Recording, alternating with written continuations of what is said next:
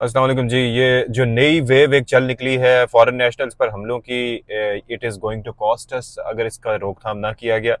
Luckily ये है कि आज जो होने वाला हमला है उसमें कोई बड़ा नुकसान नहीं हुआ। कराची का इलाका लांडी है जहाँ पर ये जो जापानी हैं, वहाँ पर जापानी नेशनल्स हैं, उनकी गाड़ी को ले जाया जा रहा था एक्सपोर्ट प्रोसेसिंग जोन। वो जमजमा से अपनी रिहाइशगाह से जा रहे थे और दो हाईएस्ट वैन्स में थे। तो ऐसे में खुदकुश बम्बारों ने उन पर हमला किया, लेकिन उसमें ज़ाहिर है कि जो गार्ड्स उनके साथ थे दे गॉट इंजर्ड, और बाकी खुदकुश हमलावर तो मारे गए इन द अटैक, लेकिन वो अनहार्म्ड रहे। उन्हें किसी महफूज मकाम पर मुंतकिल कर दिया गया है, ऐसा जो पुलिस की जानिब से अभी स्टेटमेंट दिया गया है वो चीज़ सामने आई है। लेकिन दिस इज़ वेरी कंसर्निंग, क्योंकि आप ये देखिए कि मार्च का ही मैंने भी हवाला दिया था कि 24 मार्च को आपको याद है कि वो चीनी जो वर्कर्स हैं, इंजीनियर्स हैं, उनके ऊपर किस तरह से हमला किया गया था। 5 उसमें चीनी बाशिंदे, उनकी हलाकत भी हुई थी, एक खातून भी उनमें शामिल थी। फिर आप ये देखिए कि सी पैक के अम्ब्रेला के नीचे तकरीबन 62 अरब डॉलर की सरमायाकारी चीन ने पाकिस्तान में कर रखी है। और हमने कई दफ़ा देखा है कि पानी का मंसूबा हो या कोई भी मंसूबा हो, उसके अंदर अक्सर बेशतर ये होता है कि आप देखते हैं कि इस तौर के हमले होते रहते हैं और इसकी वजह से फिर काम भी उन मंसूबों पर रुक जाता है। और मैंने ईद से पहले भी आपको हवाला दिया था कि किस तरीके से जो मकामी आबादी है उसका रोज़गार भी बड़ी तरह से इस अनसर्टिनिटी की वजह से मुतासर हुआ है।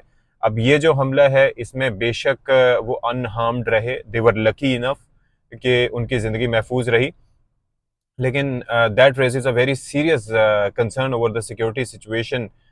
जिस तरह की सिक्योरिटी उनको प्रोवाइड की जाती है, आप सोचिए कि उन खुदकुश हमलावरों को उनके रूट का पता था, कहाँ से गुजरेंगे, किस तरह से गुजरेंगे, किस वक्त जाएंगे।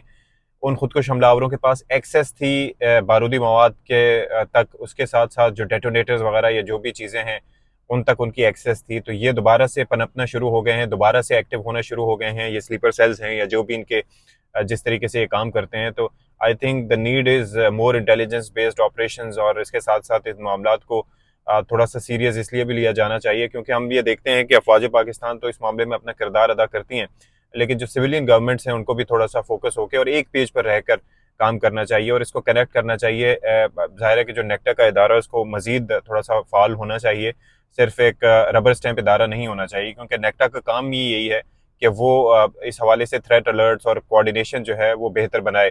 क्योंकि देखें जी, बात यह है कि everything is connected to the financial stability and security.